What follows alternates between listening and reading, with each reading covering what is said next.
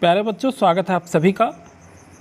देखिए, हम जो है असाइनमेंट ये जो है माह अक्टूबर 2021 विषय सामाजिक विज्ञान कक्षा 10वीं का असाइनमेंट है। इसे आप लिख सकते हैं। बहुत ही थोड़ा सा अलग तरीके से बनाया हूँ इसको मैं, क्योंकि ये जो है आपके जो एनुअल एग्ज़ाम आने वाले हैं, हो सके ऐसा क्वेश्चन आपके रिपीट हो जाए, तो उसका आंसर आप कैसे करेंगे। तो सरल शब्दों में बनाया हूँ। बीच बीच में आपके लिए जो रणनीति भी बनाया जाएगा। क्या रणनीति? परीक्षा की रणनीति कि हम तैयारी कैसे करें और उन टॉप लिस्ट में, मेरिट सूची में हमारा नाम कैसे आए। इन पर भी मैं वीडियो समय समय पर जारी करूँगा आपके लिए। तो सबसे पहले हम देखते हैं असाइनमेंट। अक्टूबर माह का असाइनमेंट है सामाजिक विज्ञान का कक्षा 10वीं से। इसमें जो है कुछ डिटेल भी चर्चा करते चलेंगे जो क्वेश्चन पूछा गया है।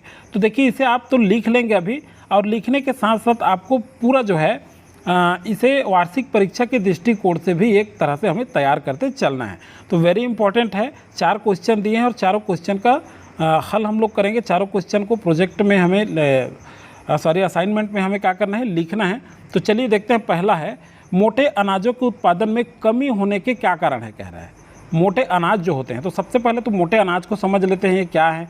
तो मोटा जो अनाज होता है ये एक्चुअल में क्या है, कम उपजाऊ भूमि की आवश्यकता होती है इसको।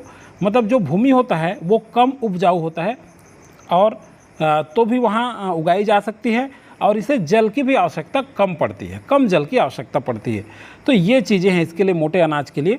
चलिए देखते हैं। प्रारंभिक समय में, मतलब शुरू में देखें तो कृषि कार्य में धान, गेहूँ, दलहन और तिलहन फसल के साथ साथ मोटे अनाज भी उगाई जाती थी। वर्तमान परिप्रेक्ष्य में देखें तो धान और गेहूं की तुलना में मोटे अनाज की पैदावार घटती जा रही है। तो देखिए, देखते हैं अब मोटे अनाज हैं क्या। तो देखिए, ये सारे चीज़ों को आपको असाइनमेंट में लिखना है। मोटे अनाज, तो मोटे अनाज का पहला देखते हैं मोटे अनाज में क्या क्या है। इस फसल को ज़्यादा जल की आवश्यकता नहीं होती, अभी हमने चर्चा किया। कुछ मोटे अनाज हैं, जैसे कुछ मोटे अनाज है। क्या क्या चीज़ मोटे अनाज में आता है? तो देखिए, ज्वार है, बाजरा है, मक्का है, कोदो, कुटकी और रागी। तो इस तरह से इसे आप लिख सकते हैं।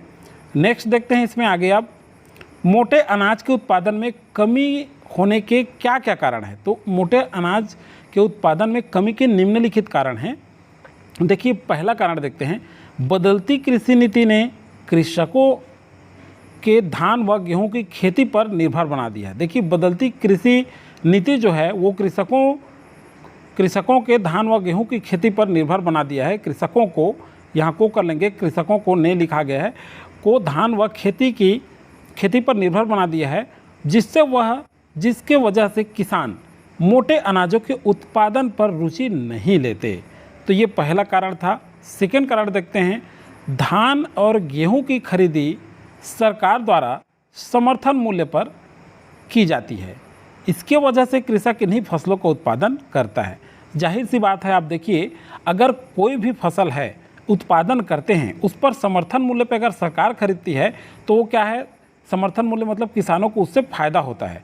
उस मूल्य पर जो व्यापारी वर्ग होता है, जो बाज़ार में मूल्य होता है, वो मूल्य नहीं मिलता जो सरकार समर्थन मूल्य में जैसे खरीदती है। आप सभी जानते हैं, धान और गेहूँ, धान जो होता है, ये धान जो है समर्थन मूल्य पर खरीदी जाती है। तो चलिए देखते हैं, फसलों का उत्पादन करता है। अब देखते हैं नेक्स्ट कारण, देखते हैं अगला और क्या कारण है। बाजारीकरण के बढ़ते प्रभावों को कृषक मोटे अनाज के उत्पादन में रुचि नहीं लेते। देखिए, बाजारीकरण का जो बढ़ता प्रभाव है, इस वजह से भी किसान जो है उत्पादन में रुचि नहीं रखते। नेक्स्ट देखते हैं, मोटे अनाज की सरकारी खरीद, भंडारण और वितरण की व्यवस्था नहीं होती। इसके वजह से भी किसान मोटे अनाज में बिल्कुल भी रुचि नहीं लेते। तो इस तरह से आप लिख सकते हैं। अगला कारण देखते हैं और क्या क्या कारण है। तो देखिए, नेक्स्ट है, मोटे अनाज पर सरकार द्वारा कोई खरीदी और बोनस दे नहीं होता। इससे किसान उन्हीं फसलों के उत्पादन पर ज़्यादा ध्यान देता है जिसकी उचित विपणन व्यवस्था और बोनस मिले। मतलब देखिए, विपणन व्यवस्था के तहत अगर किसान कोई भी अनाज उगाता है और उसे बेचने की उत्तम जगह है, उत्तम व्यवस्था है, विपणन व्यवस्था है, और उसे साथ साथ बोनस भी मिले, तो कोई भी किसान जो है इन फसलों को क्या करता है, इस फसलों के उत्पादन पर ज़्यादा ध्यान देता है। मतलब जो रकबा होता है खेत का, उसको इसके लिए बचा करके रखता है। नेक्स्ट क्वेश्चन है, देखिए इसका आंसर क्या लिखना है आपको। रूस में 1861 से 1940 के बीच किसानों की स्थिति में क्या क्या परिवर्तन आए। तो आंसर आपको लिखना है। देखिए देखते हैं, 1914 तक रूस एक विशाल साम्राज्य बन चुका था।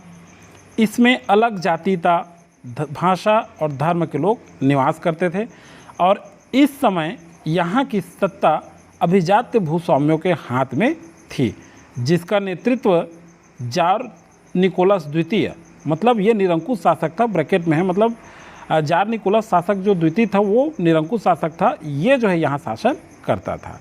इतना लिखना है। नेक्स्ट देखते हैं अब, 1861 से 1940 के बीच रूसी किसानों की स्थिति में तो परिवर्तन आए, वह निम्नलिखित है। मतलब क्या क्या परिवर्तन आए, जो परिवर्तन आए 1861 से 1940 के बीच में रूसी किसानों के बीच जो परिवर्तन हुआ है वो निम्नलिखित है। तो नीचे देखते हैं क्या क्या परिवर्तन हुआ। तो सबसे देखते हैं पहला, 1861 में जार की घोषणा ने किसानों को मुक्ति तो दी, पर अब भी वो ज़मीन भूस्वामियों के पास ही थी। अगला कारण है, अगला है 2 वर्षों युद्ध विभीषिका से किसान थक गए थे और चारों ओर जमीन, शांति और रोटी की मांग उठने लगी। नेक्स्ट है, 1861 की सुधारों से किसान और बुरे हालातों में फंसते चले गए। किसान जो 1861 में जो सुधार हुआ उससे किसान और बुरी हालातों में फंसते चले गए। इससे केवल भूस्वामियों को क्या हुआ, फ़ायदा हुआ, लाभ हुआ। नेक्स्ट है, अभिजात्य भूस्वामी और जार मिलकर निरंकुश शासन चलाते थे, इससे केवल सीमित वर्ग को ही लाभ मिल पाया। नेक्स्ट देखते हैं, सन 1905 में किसानों ने अपनी दशा सुधारने के लिए एक संगठन बना लिया था। नेक्स्ट पॉइंट है 6 नंबर का, अभिजात्य भूस्वामियों के जमीन को कृषक लोगों को बांट दिया गया। इससे कुछ मध्यम वर्गीय किसान बने और कुछ बड़े किसान बने।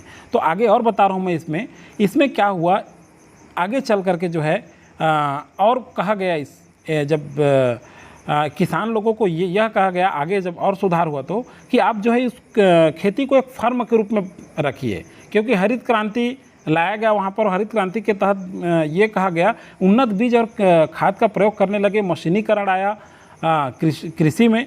तो छोटे छोटे खेतों में ये नहीं मशीन नहीं उपयोग किया जा सकता था, इसलिए बड़े फार्म बनाने के लिए बोला गया। तो कुछ मध्यम वर्गीय और जो बड़े किसान हैं ये लोग भी इसका विरोध करने लगे। अब नेक्स्ट देखते हैं, आजीविका की खोज में अनेक किसान मजदूरी करने के लिए कारखाने गए और कई जार की सेना में भर्ती हो गए।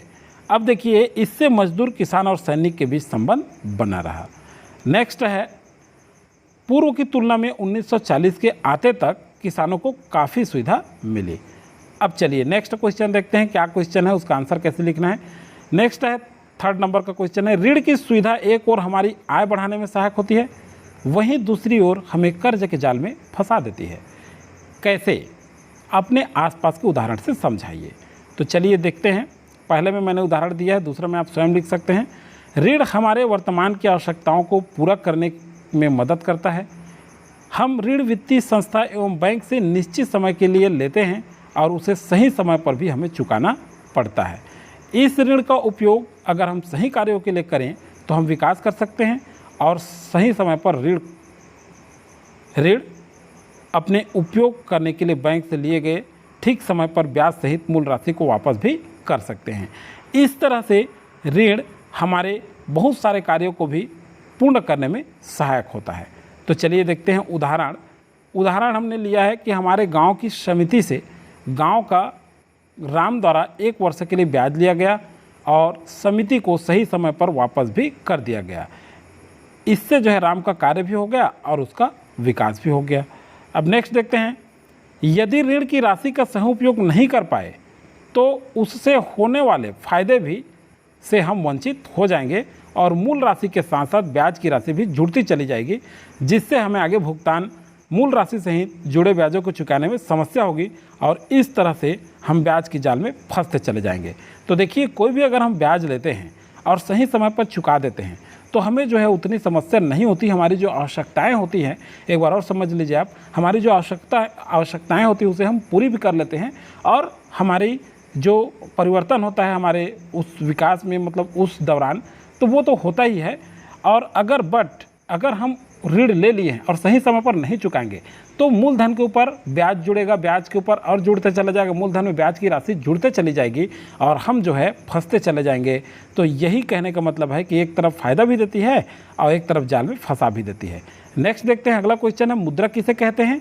मुद्रा के लिए मापन का आधार होना क्यों जरूरी है? तो उत्तर है इसका, मुद्रा हमें अपने दैनिक जीवन में विभिन्न आवश्यकताओं की पूर्ति के लिए रुपयों की ज़रूरत पड़ती है और विभिन्न वस्तुओं और सेवाओं को खरीदने और बेचने के लिए भुगतान भी करना पड़ता है। इस प्रकार यही रुपया मुद्रा कहलाता है। अब चलिए दोस्तों, एक चीज़ और बता दूं मैं, स्टूडेंट्स आप ज़रूर ध्यान रखिएगा, अगर चैनल में नए हैं तो सब्सक्राइब जरूर कर लीजिएगा आप।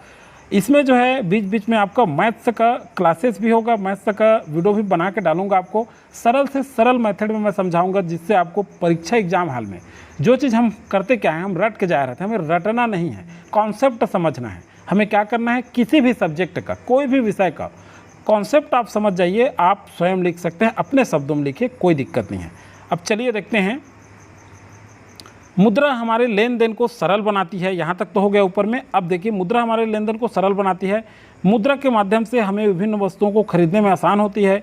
कोई भी देश के अंदर, वहाँ डबल हो गया है, एक बार देख लेंगे, मिसप्रिंट हो गया है, वहाँ उपयोग होने वाले पैसे के आधार पर वहाँ मूल्यों का मापन किया जाता है। अगर हमें किसी वस्तु और सेवा की कीमत है पता करनी है तो उसे मुद्रा में ही अंकित करता है। मुद्रा का उपयोग करके कोई भी व्यक्ति अपने मनपसंद की वस्तुएं खरीद सकते हैं। अलग अलग वस्तुओं का अलग अलग कीमत अंकित होती है, जिसे खरीदने में मुद्रा हमें सुविधा प्रदान करती है। इसकी माप मुद्रा में होने की वजह से हमें भुगतान करने में सरलता महसूस होती है। इस प्रकार प्रत्येक मुद्रा वर्तमान और भविष्य के संभावित भुगतान का आधार होता है। किसी भी वस्तु और सेवा की कीमत मुद्रा द्वारा तय होती है और इसीलिए मुद्रा के लिए मापन का आधार होना जरूरी है। तो प्यारे बच्चों, अगर आप मैथ्स का वीडियो देखना चाहते हैं तो प्लेलिस्ट में जा कर के ज़रूर देखिएगा, त्रिकोणमिति का मैथ्स बना है और कुछ हिस्ट्री का भी वीडियो डला हुआ है। आगे जो है मैं और कोशिश करूंगा कि आपके लिए एक विशेष लिखने की रणनीति हमारी कैसे होनी चाहिए, पढ़ने की रणनीति कैसे होनी चाहिए, टाइम टेबल कैसे बनाना चाहिए, इन सारी चीज़ों पर वीडियो मैं जल्द ही डालूंगा। तब तक के लिए धन्यवाद।